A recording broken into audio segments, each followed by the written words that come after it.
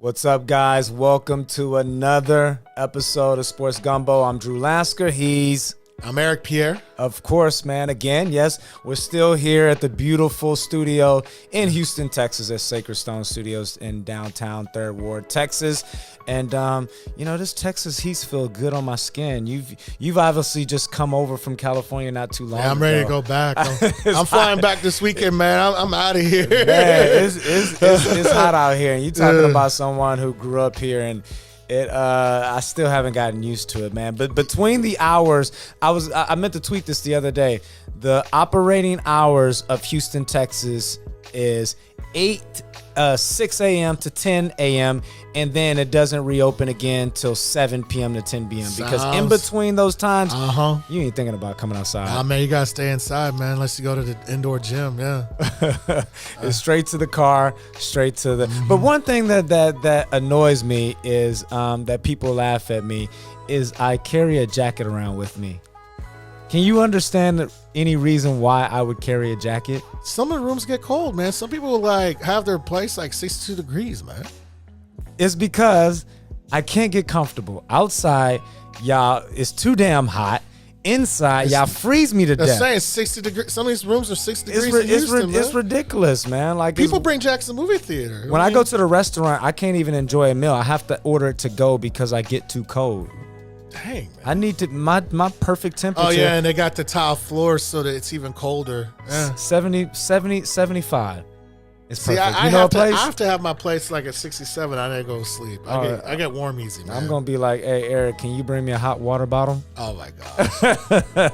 I like to be warm. But speaking of temperature, one outdoor sport will be beginning soon, and that is America's #1 sport, and that is the NFL, as it kicks off on Thursday, September 5th, as they have their annual Hall of Fame game, and then it will be going football every Sunday. And I just saw a tweet from one of your very close friends, and I'm a name drop right here on Sports Gumbo. Oh, okay. Scott Hansen, who's one of your boys. He just tweeted. He's a good friend. He's a good friend. Must be nice. Yeah. To rub shoulders with big wigs. You like that? You know, he's a big guy, by the way. He's not small. I could tell by the size of his hands. He's got broad. Yeah, he's got broad shoulders, man. How tall is he?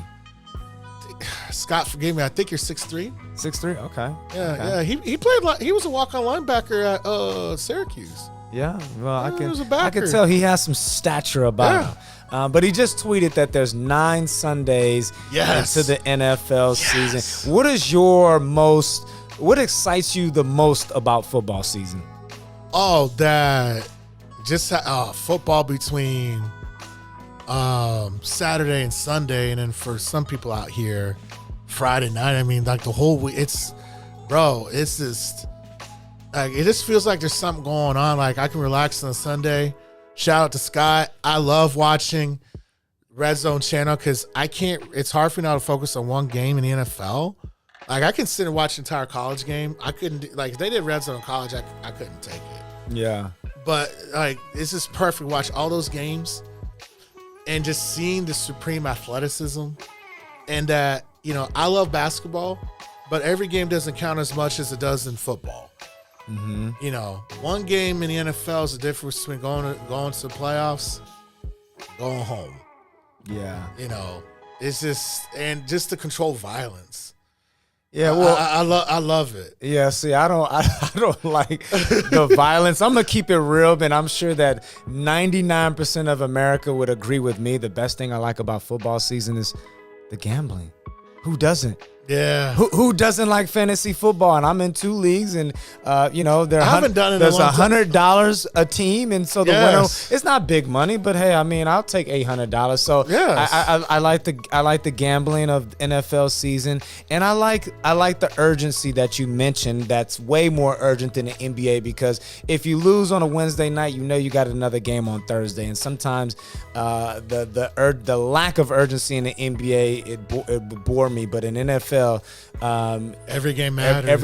Every game matters. But you know what I like most about it is I like the camaraderie that football season brings. Yes. And me being in the UK, when I was here in the States, I love tailgating. Oh man, it's one of my favorite things to do. I don't tailgate in the UK, and I don't hang and watch football with people. but I have camaraderie with myself because my family knows between the hours of 6 p.m. and 10 p.m. because we're 6 hours ahead, so I got to wait all day on it. That is me time. Everybody get out the room. I don't have a man cave in the house, but everybody get out because Daddy's about to crank open a couple of beers, and I'm just about to be in my own zone. Yeah. And then also the last part about it is that you don't have to be as focused. No. Like with basketball, like if you miss a quarter, you're pretty lost. Like because there's so much start and stop with football, I can check my phone, I can send an email, I can be on the phone, and I can still be engaged with the game. Yes, I agree. Yes, absolutely. And football's just got a unique.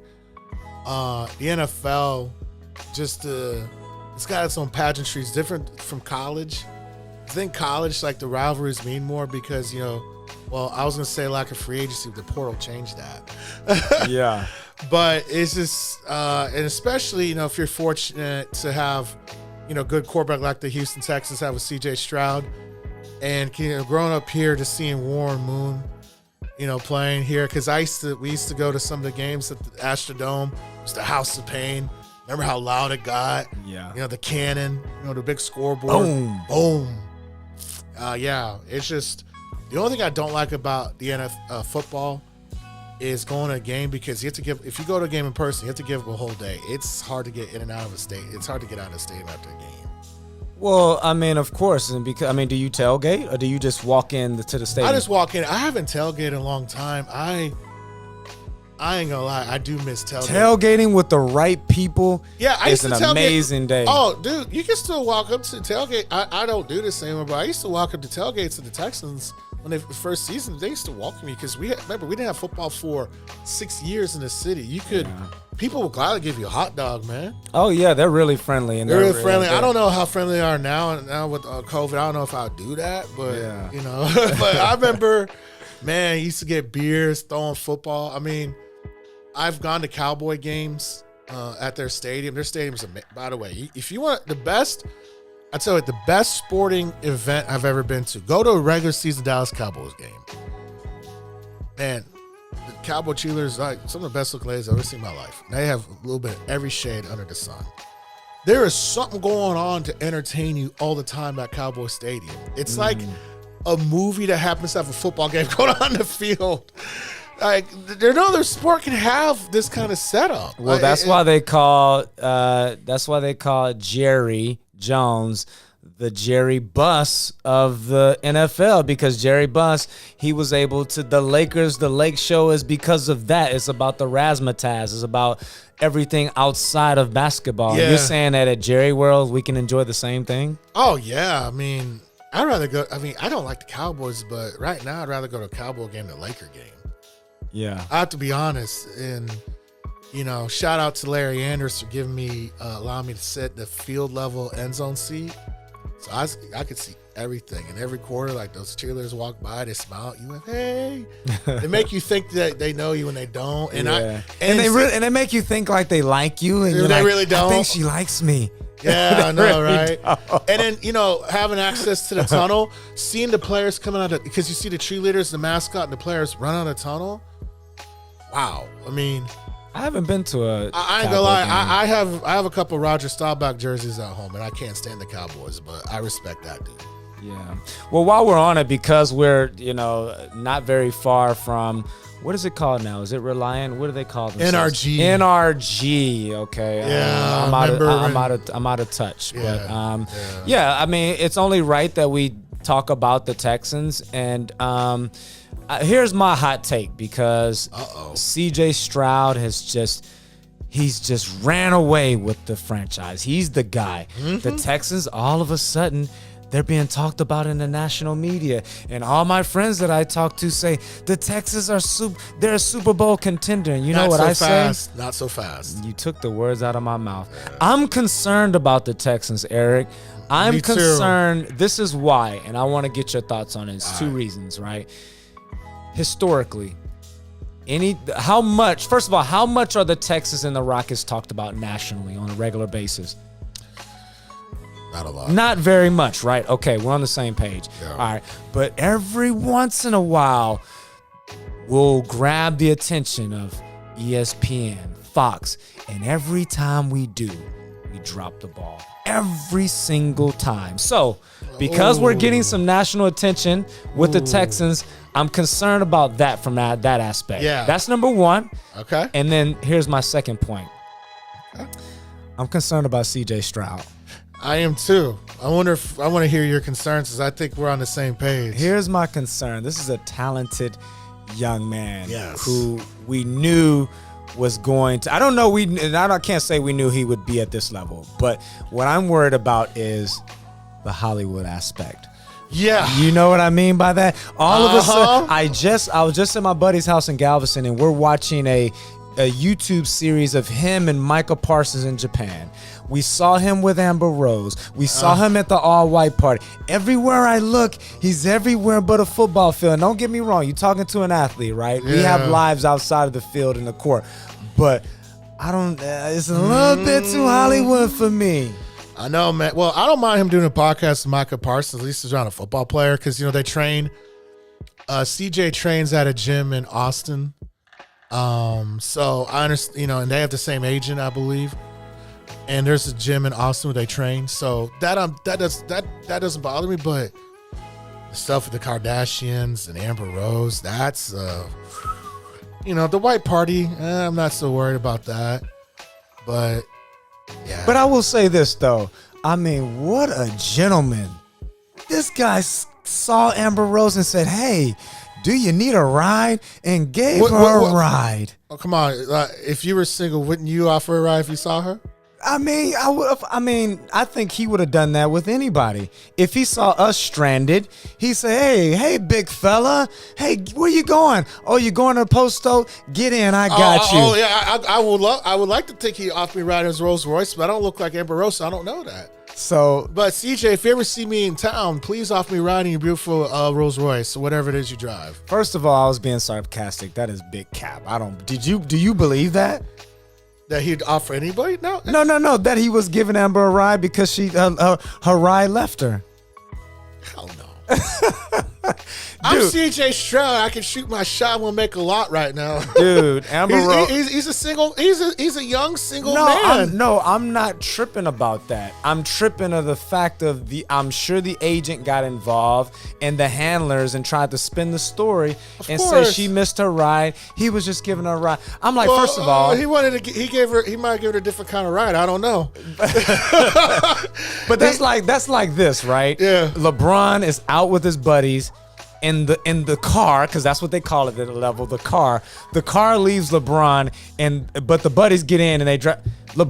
He's the reason why the car's there. Amber Rose is the reason why the car's there. They're gonna leave the star. They're gonna leave the main attraction. She did not get left, and I'm pretty sure there's a lot of Ubers in town. Somebody said, "Hey, would you like to meet CJ Stroud?" She's like, "Oh yeah."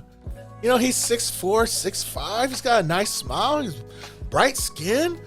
I mean, by the way, I thought he was going to be good because, people forgot what he did to Georgia in that playoff game. Like, if it wasn't for, two things. If Harrison doesn't get hurt, they blow out Georgia, who won that championship that year. Right. And then they missed, their kicker, their All-American kicker missed the field goal he normally makes.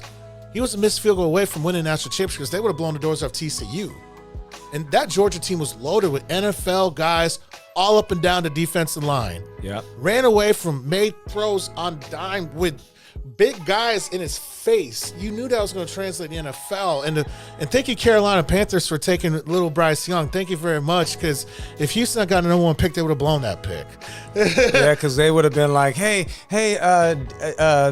offensive tackle, can you squat down so I can see over you? We got the big strapper man. We got a little bit of pudding, Okay, so give me this. What's the main attribute that makes you believe in CJ Stroud for the long run? What is it about him? Because the guys rally around him. Now, me personally, this is just me. Like, I'm gonna act like Colin Cowherd. I'm gonna grab your hat. I want my quarterbacks wearing the hats forward. Okay. And I like my quarterbacks to stay low key till they've won a Super Bowl. Okay. Yeah. Personally. Yeah. Because like Patrick Mahomes, you didn't see him out a lot till he started winning Super Bowls. Now you see him sitting courtside. He's everywhere. But he's won 3 titles. He can't say nothing. Yeah, you can do whatever you want. You can do whatever you want. He's won, sure. 3 titles. I'm with you. You know, beat the 49ers twice.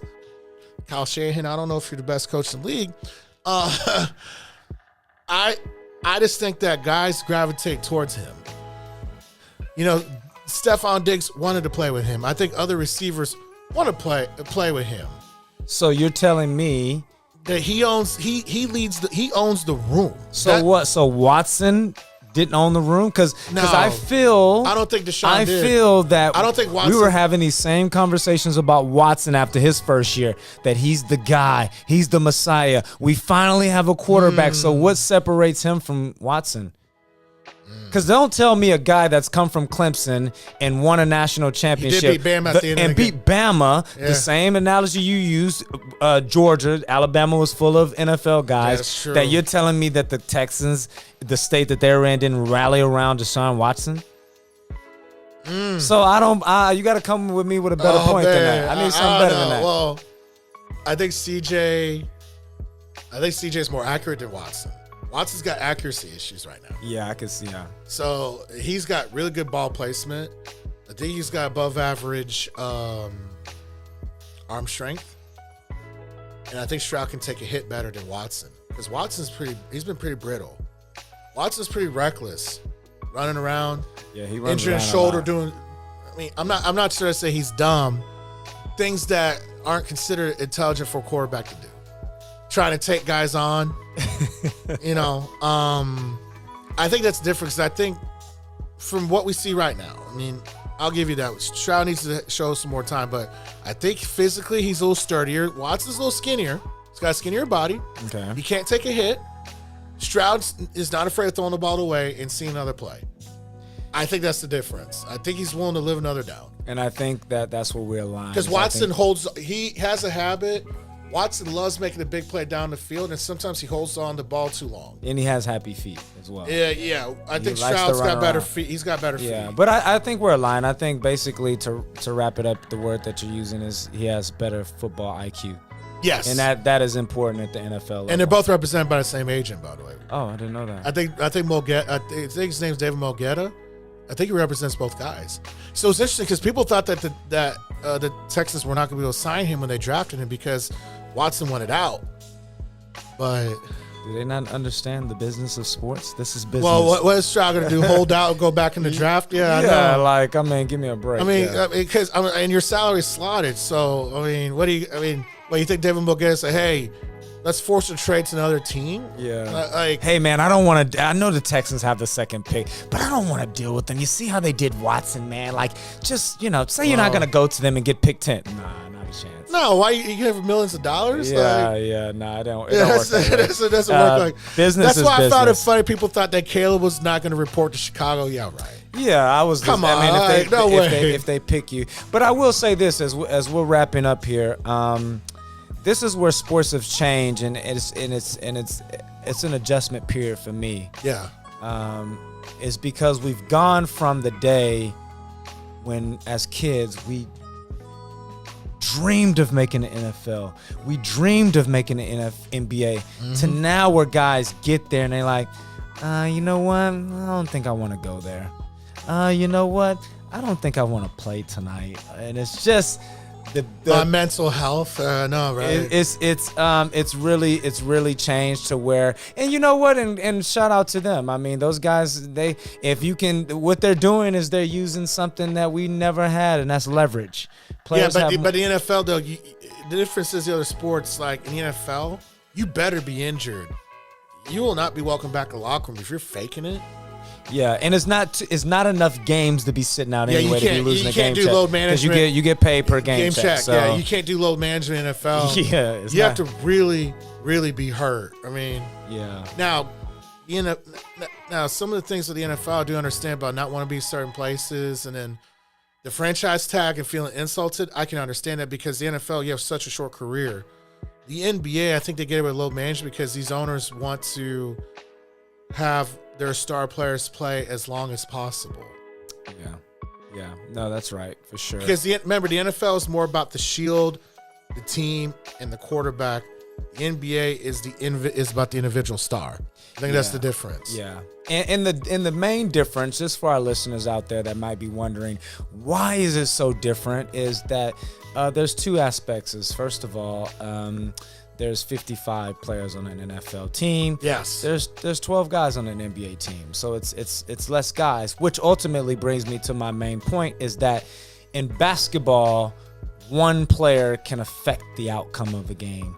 In the entire season. Yeah, in the NFL, I mean, even you can argue and say that the quarterback does, but it's a lot of working, moving parts to be successful in the NFL. And the team is also divided in practice, because the NFL, like, defense is one side of the field, offense, even in the locker room, they're divided. Yeah. But in basketball, we're all around each other all the time. So if you have one bad apple, because a role player can ruin the locker room chemistry.